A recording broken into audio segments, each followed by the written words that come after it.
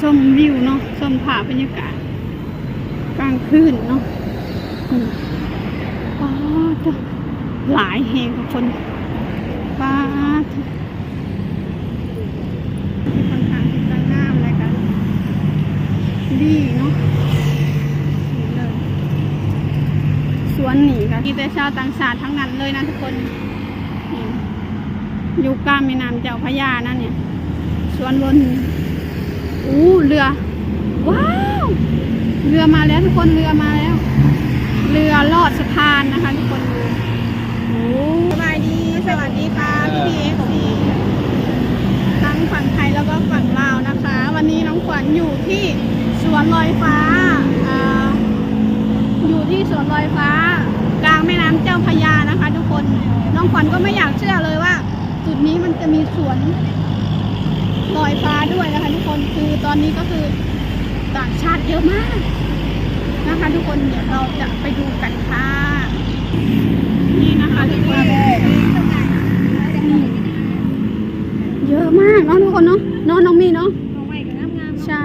ดอกไม้สวยมากดอกไม้สวย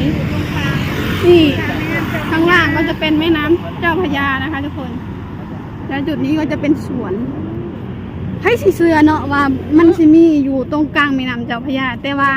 วันนี้เขาก็ได้มาสัมผัสหรือว่าได้มาพิสูจน์ความจริงแล้วว่ามันมีสวนลอยฟ้าอยู่กลางแม่น้ำเจ้าพระยาอีหลีนี่น้องควันกับมาครั้งแรกเนาะน้องควันก็เคยหวังเคยฝันไว้อยู่ว่าอยากมาจุดนี้แต่ว่ายังบ่มีโอกาสสิได้มาเนาะทุกคนวันนี้น้องควันก็ได้มาเห็นแล้วเนาะก็ถือว่าสุดยอดเนาะงามแห้งแต่บ่อยากเชื่อเนาะว่ามันอยู่กลางแม่น้ำเจ้าพระยาแม่นบ่อยากจะเชื่อเลยว่า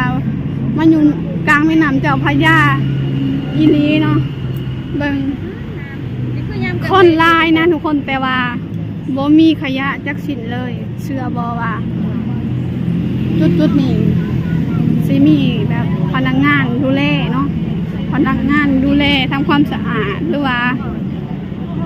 จัดเป็นความเป็นระเบียบของต้นไม้ใบหญ้านี่เนาะคือคนสิมีคนดูแลเนาะคนนี่ไปฝั่งนั้นก็คือจะเป็นเป็นไอเป็นว่ามันเป็นสะพานพกเก่าบอกมันเป็นสะพานพกเก่านะคนหลายแห่งทุกคนมีแต่ต่างชาตินะมีแต่ชาวต่างชาติคนไทยก็บ่ค่อยหลายปานใดเนาะส่วนน้อยส่วนหลายก็สิเป็นชาวต่างชาติหลายถ้าบรรยากาศอยู่สวนก็คืองามแห้งนะทุกคนความเจริญหูเจริญตาอยากให้พ่อแม่มาเห็นเด้แบบนี้เพิ่นคือสิมีความสุขเนาะแต่ก็บ่เป็นหยังน้องคนก็สิได้ถ่ายให้เพิ่นเบิ่งเนาะถ้าบรรยากาศอยู่ประเทศไทยก็สิเป็นประมาณนี้เนาะคนเบิ่งคนหลายคนจะมาเห็นอย่างนี้เจ้าว่ากันมานั่งชมวิวเนาะชมภาพบรรยากาศกลางคืนเนาะป้าจ้ะหลายแห่งคนป้าที่สำคัญนะคะทุกคนเขาฟรีพร้อมนะบ่มีเสียเงินเนียงทางนั้นเลยนั่นเอง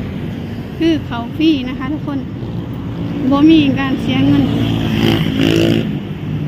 บ่ว่าตั้งกลางคืนหรือกลางวันเนาะ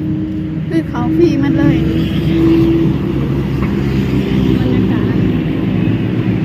คือบรรยากาศก็คือค่อนข้างที่จะงามเลยค่ะดีเนาะสวนนี่ก็คือแบบว่าเป็นสวนที่แห่งแรกของประเทศไทยเลยกับว่าใดเนาะที่ว่าเพิ่นมาเฮ็ดอยู่บนกลางแม่น้ำเจ้าพระยาเนาะเพราะว่าน้องคนก็บ่เคยเห็นมาก่อนก็เพิ่งสิมาเห็นเป็นครั้งแรกนี่ก็คือแบบโอ้โห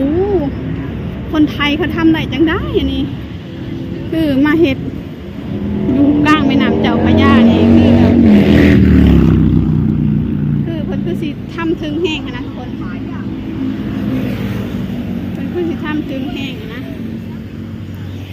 ไอเดี ชียร์คนไทยนี่คือสุดยอดจริงๆเนาะทุกคนเนาะ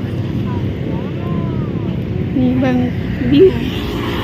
นี่ก็คือวิวประเทศไทยเบิ่งทุกคนเอ้ยทุกคนสวยเขาใกล้ไร้อายนี่นะคะทุกคนดูโอ้นั่งเรียนกันเป็นแถวเลยนะนั่งเรียนกันเป็นแถวเลย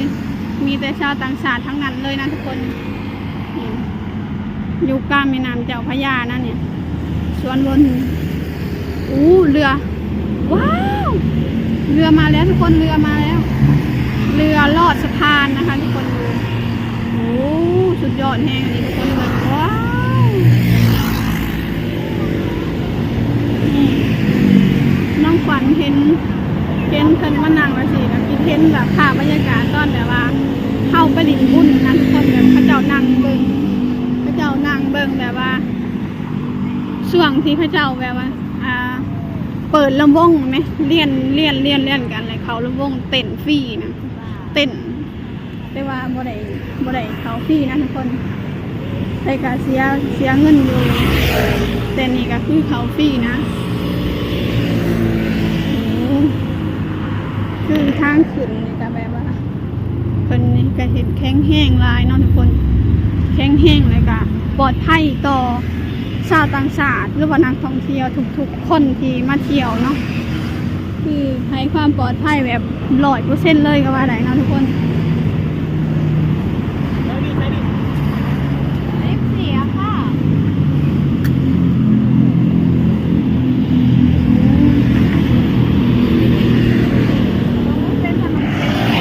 และจุดนี้ก็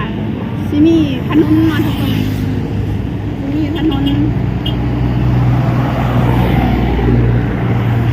สุดยอดแห่งนะทุกคนบอกเลยว่าประเทศไทยนี่คือเฮ็ดสุดยอดแล้วก็ทำถึงแห่งนะบอกเลยว่าบ่มีไผหลอกเล่นแบบใดนะทุกคนบ่มีไผหลอกเล่นแบบใดเลยถ้าแบบนี้นะนี่ก็คือทางขึ้นเนาะที่น้องควันขึ้นมาลงมาไว้ที่นี่โอเคนะคะทุกคนคลิปนี้น้องควันกับสิจบลงเพียงคำนี้เนาะ